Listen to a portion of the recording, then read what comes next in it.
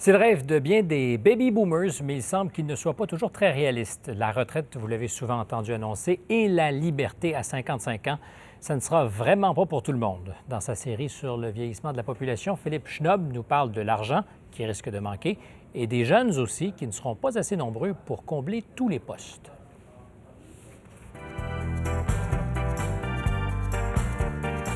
De dire, toute la société peut se permettre de prendre sa retraite à 55 ans et de faire de la planche à voile en Floride. C'est une pure lubie, c'est de la désinformation.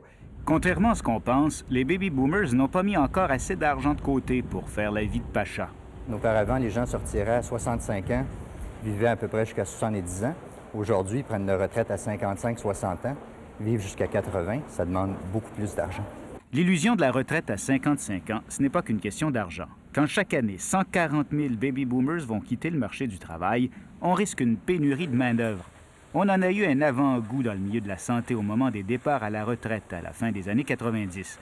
Dans des secteurs comme le camionnage ou chez les employés de garderie, par exemple, on appréhende de sérieux problèmes de main-d'œuvre à moyen terme.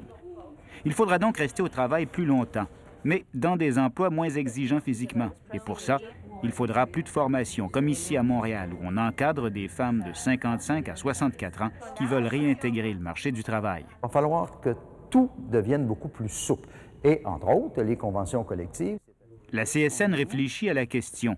Le syndicat a publié cette brochure qui suggère une forme de retraite progressive, 6 mois de travail et 6 mois de retraite, à 80 du salaire. C'est une avenue pour réfléchir autrement. Comment on peut passer de l'un à l'autre sans rupture aussi brutale que tout au travail pendant 25, 35, 40 ans et tout au loisir après. Il y a moyen de recomposer. On verra beaucoup de baby boomers vouloir continuer à travailler 15-20 heures semaine, mais connaissant le baby boomer, on n'appellera pas ça une mi-retraite, on va appeler ça un mi-travail. Ça fait beaucoup plus winner.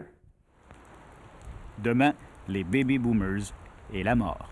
Les baby boomers aimaient triper. Alors, on ne pourra pas leur imposer un événement qui est sans émotion, sans sensation non plus. Philippe Schnob, Radio-Canada, Montréal.